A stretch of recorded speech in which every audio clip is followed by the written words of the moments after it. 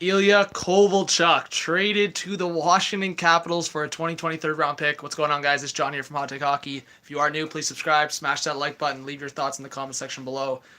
Huge trade. In different perspectives, I think on the surface it's not huge.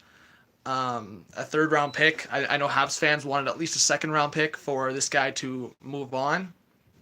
And there is going to be the opportunity for Montreal to re-sign Kovalchuk in the offseason. He is a pending UFA. It was a one-year deal for the Montreal Canadiens. I think at the end of the day, it's going to come down to, is Kovalchuk going to get time with Washington? Washington's already pretty packed in their top nine, and we've talked about Kovalchuk needing that time, that ice time, and with good players. So is he going to get time in that top six? I think the big thing here is he might get some time on that top power play unit with Ovechkin, Backstrom, Kuznetsov, John Carlson. If he gets the time on that top unit with those four guys, then we're talking about potential huge success there. And I know Habs fans, again, I'm going to repeat it. I know some are not going to be happy with just a third round pick. You got this guy for free.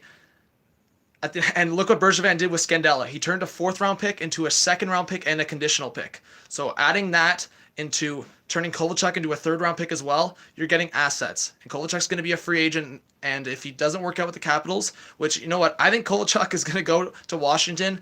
And you're talking about fellow Russian players. Ovechkin, he knows Ovechkin quite well.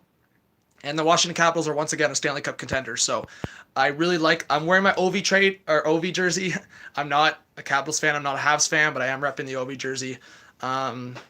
I'll take questions here in the last, I'm only going to make a 5, 6, 7 minute video here. But just what Kovalchuk brings, we talked about with the LA Kings. The LA Kings were not a skilled team. And yes, if you're looking at the LA Kings when Kovalchuk went there, they were a team that had struggled, but some people thought they were going to bounce back. By the way, please drop a like if you haven't yet. I think if you're looking at the Montreal Canadiens, they were very spread out, and they had the opportunity for Kovalchuk to get time. And so that's going to be the question mark for me. Power play time, like I said, top unit, I think that could work out for Kovalchuk. But is it going to be a third line situation? Is he going to be playing with a guy like Lars Eller? Or is he going to be playing on a line with like Richard Panik or like guys like that who have had okay years? Am I super surprised it was the Washington Capitals? A little bit, to be honest. If I could talk about teams that would maybe fit better, it would be a team maybe like the Boston Bruins, Pittsburgh Penguins, more because they have a spot right now. The Pittsburgh Penguins don't have Jake Gensel. They have a space for a top six scorer. The Boston Bruins, they have a spot beside guys like DeBrusk, Coyle, Krejci, stuff like that. For the Washington Capitals, their top six is mostly solidified. But, Jack Ryan's saying in the chat right now, you're adding another Russian, you're adding familiarity for Kovalchuk with Ovechkin, with Kuznetsov, Orlov. So I like this. I like this because it's, at the Washington Capitals, it's a third round pick. What's the big deal for them? They're building just for another Stanley Cup run. They're building for another opportunity to win with with Ovechkin and that core. And the Washington Capitals have struggled lately. So maybe bringing in a guy like Kovalchuk who's been on a tear. Again, lately the Montreal Canadiens in general have cooled down a bit again, but in general, Kovalchuk's been on a tear since he signed that contract with the Montreal Canadiens. So if I'm looking at the Capitals, they just lost to the Devils. The Dylan experiment we really haven't seen enough of yet, so we'll see. The Capitals, I think they're going to be done, I would imagine. I don't see them making another deal. They're fine. Fine with goaltending is very up in the air because of the fact that Holtby has struggled. Their defense, I think, is solidified now with Dylan coming over. And I think their forward group's done. Like I said, I thought their forward group was done anyways, but now adding Kovalchuk for that cheap price, I don't see them going for anyone else. Any questions, guys, about the Capitals, Habs? If I could just talk about the Habs impact here, I could see them making at least one or two more trades. We've talked about Bergevin keeping the guys with term. Are they going to trade Tatar? If it was me, I would trade Tatar now or at the very latest the offseason. You're getting the highest return either now in the offseason. Guys, please smash the like button. Let's get over 40 or 50 likes. But yeah, I think the Montreal Canadiens should make a couple trades here, whether that's tonight, whether that's tomorrow. They do make the trade to trade Kovalchuk for that third round pick. If Habs fans have a problem with this, honestly, I'm sorry to break it to you. Look at Dylan DeMello. Third round pick there. There's some guys that are going for cheaper prices. It just comes down to scenario, comes down to teams.